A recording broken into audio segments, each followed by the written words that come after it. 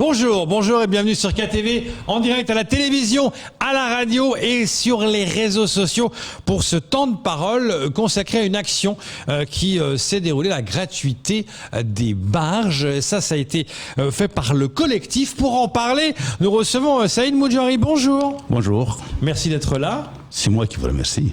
Alors, plusieurs actions, coups de poing ont lieu actuellement. Mais revenons d'abord sur une polémique qui a eu lieu sur les réseaux sociaux où était dénoncé le fait que, suite à tous les événements qui sont passés à Koungou ce week-end, certains de Koungou se seraient en train de déménager en prenant la barge pour aller du côté de Petite-Terre. Est-ce que c'est vrai tout ça ? Oui, il y a eu une tentative, oui. Bon, on n'est pas encore à l'abri d'une reprise, mais nous verrons ce que cela ne se reproduise pas.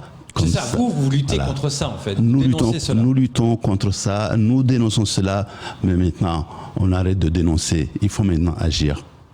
Dénoncer ne donne rien du tout, ça on l'a remarqué, ça fait déjà 3 ans, on est sur la route, et à chaque fois c'est la dénonciation, et il n'y a rien qui suit derrière. Maintenant, allons franco. Et comment agir contre ça par exemple ? Contre ça, déjà, le fait de s'interposer, dire non, on n'est pas d'accord, que ces gens-là restent là où ils sont, ou qu'on les mette ailleurs, qu'ils ne viennent pas chez nous, c'est déjà un début à quelque chose. Nous savons que tout cela est relatif. Pourquoi il y a eu la décision précipitée de décaser ou de je ne sais quoi, c'est parce qu'il y a eu trop de mouvements ces derniers temps dans le secteur. Trop de mouvements. Gratuits, par excellence. Et puis, c'est une décision de justice qui a traîné. Maintenant, le préfet a décidé de l'appliquer. C'est pas à nous de payer les conséquences. Ce sont des terrains qui appartiennent soit à l'État, soit au département, soit aux communes, mais qui règlent leurs problèmes. Voilà. Oui, mais il faut bien que les gens aient quelque part. Oui. De Donc toute façon, empêcher de bouger. De toute façon, une chose est certaine, c'est qu'ils ne devraient pas être là. Ouais. Ou sinon, en tout cas, ils devraient être là, mais dans le respect de l'art. C'est pas comme ça se passe en ce moment à Mayotte depuis 3 ans. Autre action coup de poing, c'était la gratuité des barges, parce que vous dénoncez les mesures sanitaires. Alors le conseil départemental a dit non, mais nous on a pris nos dispositions. Vous dénoncez, vous dites le contraire. Oui, bon, le conseil départemental c'est une institution politique. Hein. Ils sont là pour faire croire que. Mais quand on va sur le terrain, on se rend compte d'autres choses. D'ailleurs, c'était dans l'ignorance totale de la population de Mayotte. Ce qui s'est passé, c'est que quand on est venu pour cette histoire de camions déménageurs, on s'est rendu compte par la suite qu'il n'y avait même pas de toilettes dans la gare maritime, ou du moins il y avait un semblant de toilette qui était plutôt un gîte. Qui protégeait toutes les bactéries possibles dans la zone, on s'est dit, mince alors, il faut le dénoncer. Bon, quand on a commencé à en parler, on aurait aimé avoir quelqu'un du département venir discuter avec nous, mais c'était le silence total. Ben, il fallait bien les bousculer, leur faire comprendre que ça y est, on a découvert le poteau rose. Venez, on va discuter, on va essayer de trouver une solution à ce problème. Parce que quand on dit que Covid prolifère à Mayotte, on accuse des endroits qui sont fréquentés parfois, mais on oublie que devant nous, avec nous et tous les jours, on permet au Covid de se développer. Ce que vous dénoncez, donc, c'est que par exemple, il n'y a pas de gel dans les bocaux qui sont prévus pour ça, il n'y a pas de nettoyage, vous parlez même des bars, les fameuses bars où tout le monde met sa main, oui. Qui ne sont pas nettoyées. Il y a tout ce manque-là qui, selon vous, porte préjudice pour justement le développement du virus. Oui, exactement.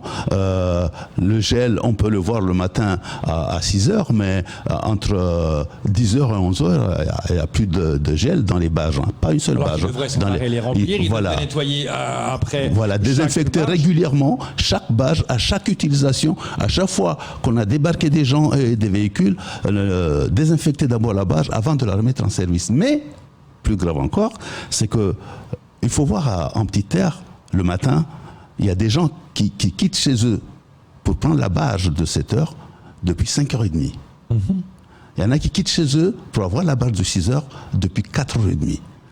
Quand on vient à 5 heures, on est derrière la queue vers l'STM à Fungoujou là-bas. Pourtant, on est en confinement. Alors, on est en confinement, mais on travaille. On travaille, les gens de la petite terre, tous travaillent en grande terre.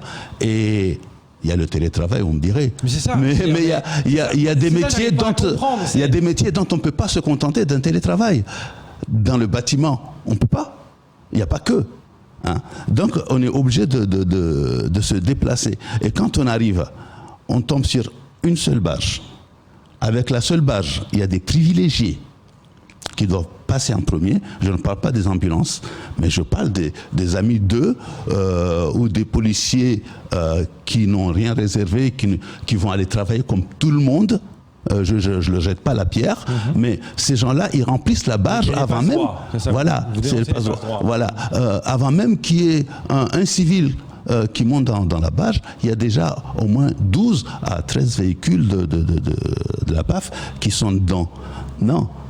Et nous alors, les autres, qu'est-ce qu'on en fait? Il y a les scooters. Les scooters, ils ont une seule barge maintenant. Ils ne peuvent pas passer par l'amphidrome. Et la piétonne, ils sont pas prioritaires non plus. Qu'est-ce qu'on fait? On a une foule de personnes entassées sur la jetée de Dzaoudi, côté Soufali. Côté Soufali, impossible de respecter de distanciation vu que l'emplacement est réservé pour les scooters est toute petite, il n'y en a pas de toute façon. Ouais. Les véhicules, là où ils passent, c'est vraiment petit. Donc, c'est aussi une autre manière d'entretenir le Covid. C'est le cluster lui-même qui est entretenu par le département dans cette zone-là. Et, pour finir, on va dans la barge, les gens qui sont dans leur véhicule, on leur dit « Descendez de vos véhicules, messieurs ». Oui, parce que ça, c'est la loi. C'est la loi. Mais nous sommes en période de Covid. Nous sommes en période de Covid. On est plus en sécurité dans son véhicule que quand on descend. Mais ça, quand on descend, c'est une question de sécurité. On ne doit pas être dans le véhicule. Ah ben justement, parce qu'il y a eu beaucoup de changements de loi, enfin pas à l'origine, mais dans la pratique, il y a eu beaucoup de changements. On ne respecte pas toutes les lois à cause de Covid. Covid est par là. Il vaut mieux faire avec. Il vaut mieux adapter nos actions, nos gestes par rapport à la présence de Covid.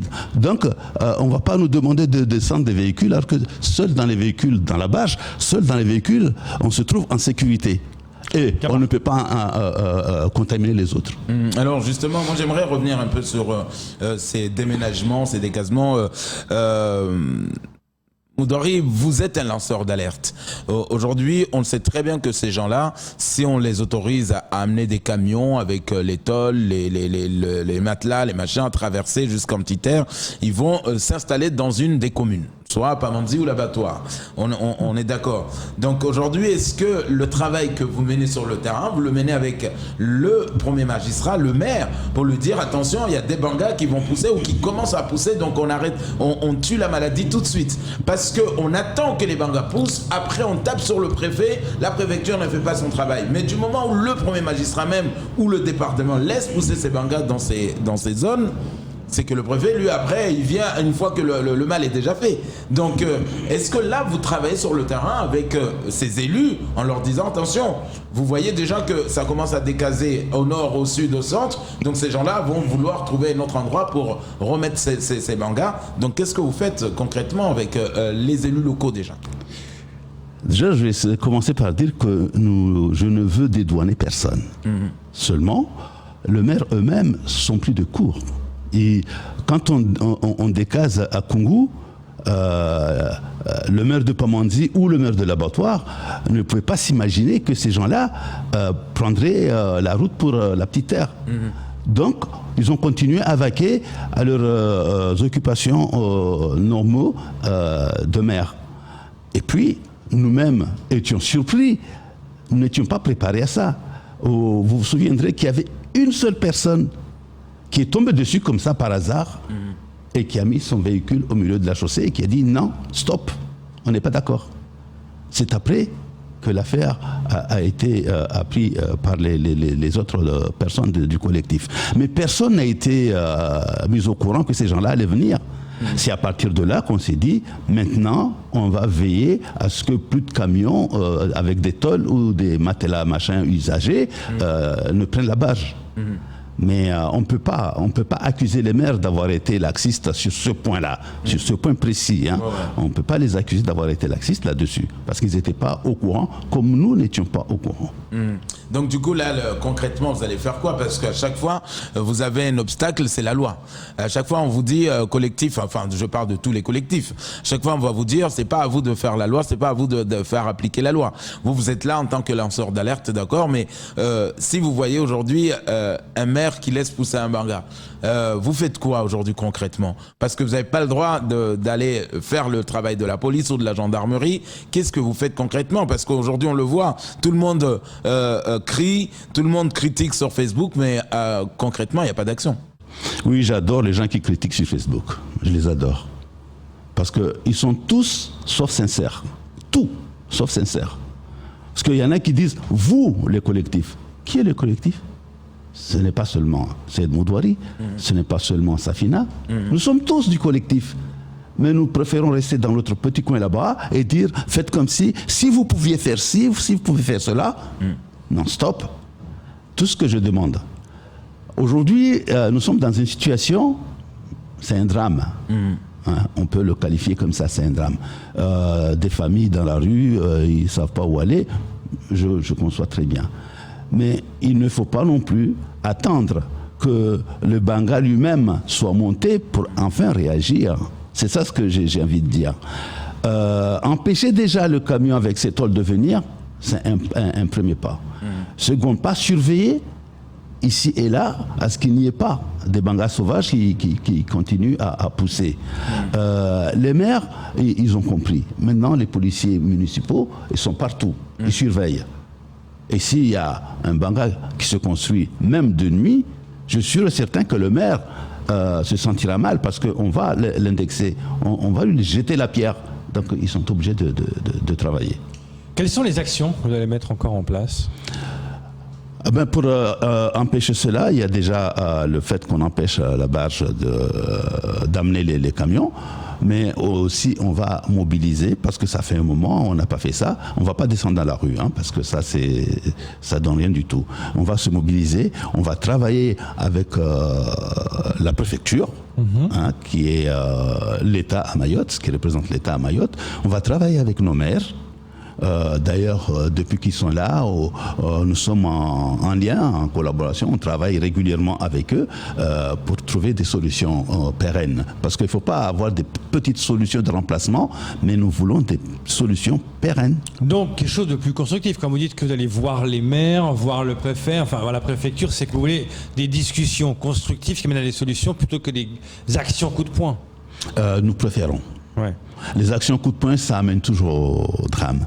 Maintenant, si on n'a pas le choix, si la préfecture n'agit pas, si les maires n'agissent pas, si le département n'agit pas, le peuple est livré à lui-même, en ce moment-là, c'est autre chose. D'où l'action coup de poing pour les barges, parce que ça, voilà. C'est l'action coup de poing. Ouais. Le fait de dire aux gens passez, etc., vous dénoncez quelque chose. Alors c'est vrai qu'après, vous le dénoncez, vous êtes là, forcément, parce que vous le dénoncez, donc ça marche. Est-ce qu'il vaut des fois pas mieux faire l'action coup de poing pour pouvoir après débloquer des situations? Oui, c'est ça. Ce que j'ai envie de dire, c'est qu'on n'a pas, en aucune fois, essayé de bloquer la barge en elle-même. Je voudrais qu'on soit bien clair là-dessus. Quand on s'est rendu compte, ça a été dit, hein, ça a été dit, vous avez c'est ce qu'on dit. Voilà, c'est les créateurs de polémiques. Il y en a qui sont spécialisés. Hein. C'était dit, la barge de 8 heures est bloquée par le. Non, il n'y a pas une seule barge qui a été bloquée par qui que ce soit. Nous avons, quand on a compris que ça risque d'aller loin, on a empêché aux gens de payer leur ticket. Après, ça a commencé par les piétons. Après, on est passé sur les véhicules aussi. Et puis, on a carrément fermé les guichets de la gare maritime. Ça, c'est vrai. On l'a fait. Mais on n'a jamais demandé à la barge de s'arrêter. On n'a jamais tenté, de quelque manière que ce soit, de bloquer l'accès à la barge. Ça continue aujourd'hui, l'action pour les... Jusqu'à ce que le responsable ou les responsables du département viennent discuter, on continuera. Tant qu'il n'y a pas ça, vous continuerez pour la gratuité. Parce qu'il est inadmissible qu'un lieu comme la gare maritime, où il y a plusieurs personnes qui passent par jour, voire des milliers de personnes qui passent par jour, il n'y ait pas de toilettes, par exemple. il n'y ait pas des gens pour désinfecter très rapidement. Tous ces manquements, il faut que ça s'arrête. Et puis on s'étonne qu'à Mayotte, le Covid prolifère. C'est normal. Merci beaucoup d'être venu ce matin pour ce temps de parole, pour dénoncer un peu tout ce qui se passe. C'est dans votre rôle, lanceur d'alerte. Merci beaucoup d'être venu ce matin. C'est moi qui vous remercie. C'est tout pour ce temps de parole. Tout de suite, la suite de vos programmes.